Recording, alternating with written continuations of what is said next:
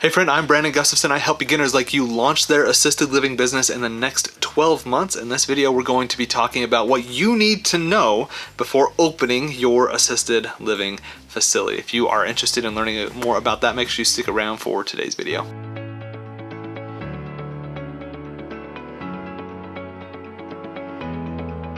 Hey friend, welcome back to Assisted Living Investing. Before we get into the topic today, I want to remind you to go over to Assisted Living Investing and grab your free underwriting calculator at assistedlivinginvesting.net. It's the big blue box in the top right corner. Make sure you go and grab that free resource to help you as you're trying to launch your assisted living business. Now, let's get into the topic for today's video. Today we're talking about what you need to know before you get into your assisted living business, before you launch your assisted living facility. I want to talk with you about that. Some of the things that you just need to be aware of as you're looking at getting into this industry. First thing I want you to be aware of is you're dealing with a lot of people, like a ton of people, a lot of different personalities, and it can be really hard. It can be overwhelming, especially if you're doing this all by yourself. I highly suggest that you delegate because you're going to be dealing with staff and residents and their families. And those three, that's the trifecta. I've talked to other operators and owners that say the same thing. They can be really hard and really difficult to work with. And that's not everybody, but there's the 10 to 20% of people that ruin it for everybody else. And so you just have to be aware that you're going to be dealing with some of those big and difficult personalities as you're trying to launch your assisted living business.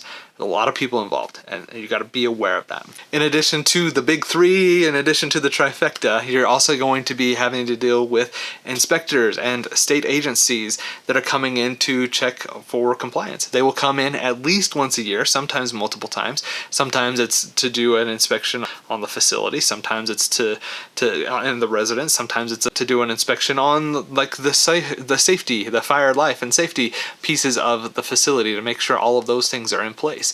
So you have to just be prepared because you're going to have to deal with those people, and they just show up. They very rarely will give you an idea of when they're going to be there, and when they're there, sometimes they can be there for a day or two. Sometimes they can be there for weeks. It just kind of depends on the type of survey that they're doing, and it can be really hard and really stressful, but you have to build and maintain a relationship there as well. It's super important for you to do that.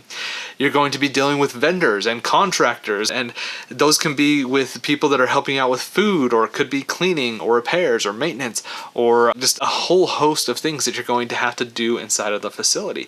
You're going to have to maintain a bunch of these types of relationships. It could be nursing as well. You could have contracts in place, so some contract management that goes into this, and it can be a lot, can be overwhelming, can be hard to track, and something that you're going to want to make sure that you have in place so you can be successful. There are a lot of people that are relying on you as the owner, and you need to learn how to manage those relationships and how you're going to manage all of those different personalities. It can be difficult, but it's a requirement when you are getting into the world of assisted living and care homes. And so I want you to be aware that you're going to be dealing with a lot of people. So if you are not a people person, then it might be something that you consider hiring somebody to handle for you, or maybe you get a partner that is a little more comfortable with handling those types of relationships, because it's going to be key and something that's just a part of the business. So you got to be aware of it as you're trying to get things moving forward with your assisted living business. The next thing that I want you to be aware of that's as you're starting your assisted living journey is staffing is hard. You're going to have a lot of turnover. There's staffing shortages. There's a lot of difficulty there. Rates are going up as you're doing this. You're also going to have to train all of these staff. When somebody leaves, you're going to have a new person comes in. You got to train them on all the things, and then 6 weeks later, they might leave again, which is horrible. But right after you get them trained and they're ready to go, they're going to leave. And oh man, it's the worst feeling.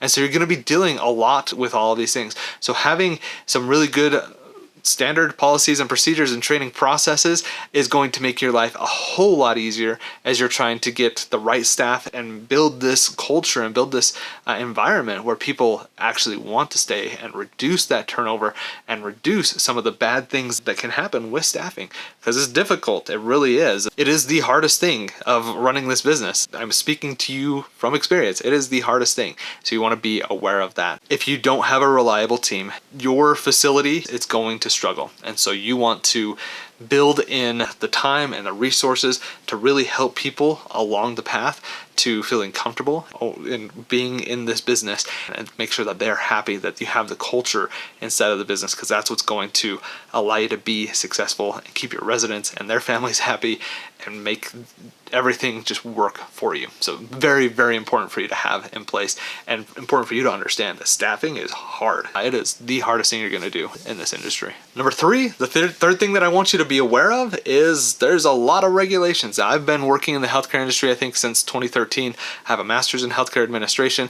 I have owned my facility since 2020. Like, I've got a lot of experience in the healthcare industry. I understand a lot of what goes into it, and that's why I think I'm very well positioned to be your coach and help you along the path to launching your assisted living business. And if you want some help with that, stick around to the end of the video. I'll tell you exactly how we can work together. There's a lot of regulations that you need to be aware of. You're going to be having to deal with surprise inspections that just happen inside of your facility. There's going to be rules about the meds and the staff and the ratios and more in the way that you are documenting things. You're going to have to document everything. If it didn't get documented, it didn't happen. You have to document everything. If you want to learn more about an EHR, make sure you type in EHR down below. You're also going to need to have your policies and procedures. All of this paperwork, it's required. It's something you're going to need to have as you're moving forward and doing this. And you have to maintain it. There's going to be emails or notifications that come out from the state that say, hey, we implemented a new rule and you got to do this now.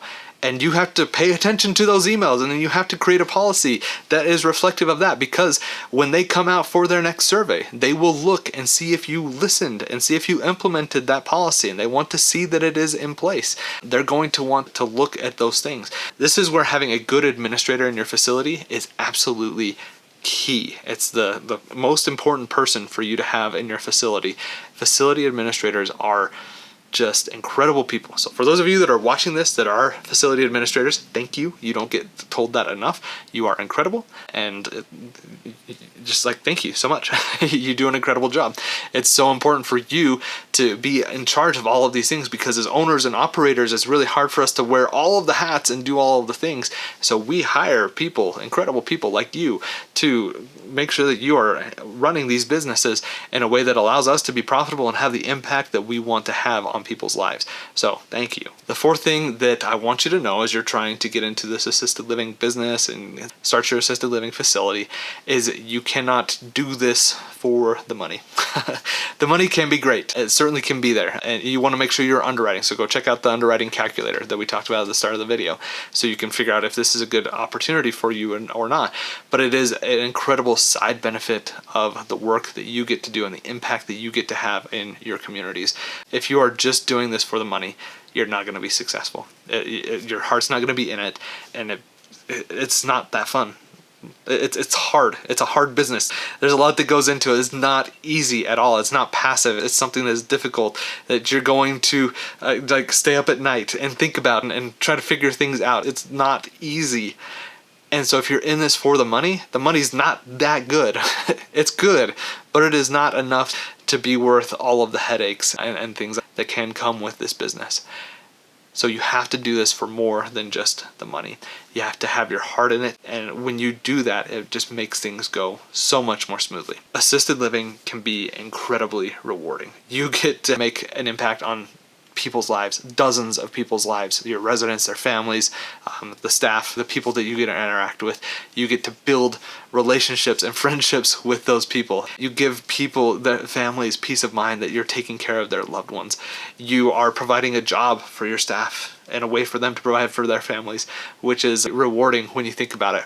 And you get to build a legacy. You get to have an impact that is long-term and lasting for you, for your family, for your residents and their families, and the experiences that you can have there. It is just humbling. It's probably the best word for it. It's incredible what you get to do inside of assisted living. So there's a lot of headaches. There's a lot of bad things that you need to be aware of as you get into this. It is not just sunshine, rainbows, roses, all of those things. It's not all that. There is some of it though, and the pieces of that are there is incredible, and it is so rewarding. And so if that's something that is speaking to you, and that's why you want to get into this, then you're going to love it. It's going to make all of the hard parts of it just be like, this is part of running the business, but the impact I have is incredible, and it's totally worth it. But if you're not in it for those things, and you're not in it for the right reasons, and you're just doing this because somebody told you can make $10,000 per month with a house, and you want to get 5 of them so you can get $50,000 a month or whatever, I would discourage you from doing it, because it's hard, and your heart needs to be in it if you're going to be successful. If you have questions and you need help as you're trying to move things along, I would love to help you out. Go check out ALI Basics at assistedlivinginvesting.net/basics. It's my membership that allows you to get in there. We do monthly Q&A calls, weekly tips and tricks, and you get access to me to ask whatever questions you have as you're trying to launch your assisted living business. So go check us out at ALI Basics. I would love to help you out. Now, we've talked about a lot in this video, the things that you need to know as you're trying to launch your assisted living business. You're dealing with a lot of people. Staffing is so hard, and there's a lot of regulations. And I also want you to know that you can't be doing this just for the money, but it is incredibly rewarding. And so if that is something that speaks to you and you're passionate about, then this is going to be a perfect business for you. If you found this video to be helpful, make sure you like the video, subscribe, and ring the bell as well. We put out content like this on Tuesdays. We go live on Thursdays as well. And I love helping and coaching people. So make sure you're doing all those things so that you can get notified when we put out more content like this. Does residential assisted living sound interesting to you, but you don't know how to get started? At Assisted Living Investing, I'm here to help beginners like you launch their assisted living business in the next 12 months. I love helping and coaching people. It's one of my favorite things to do, and I'd love to help you as well. Go check us out at assistedlivinginvesting.net. And remember, it doesn't take a lot, just a little bit. Just keep going step by step by step. And I promise you, if you do and you're consistent and persistent, you're going to be successful. Thanks for watching, and have a great day.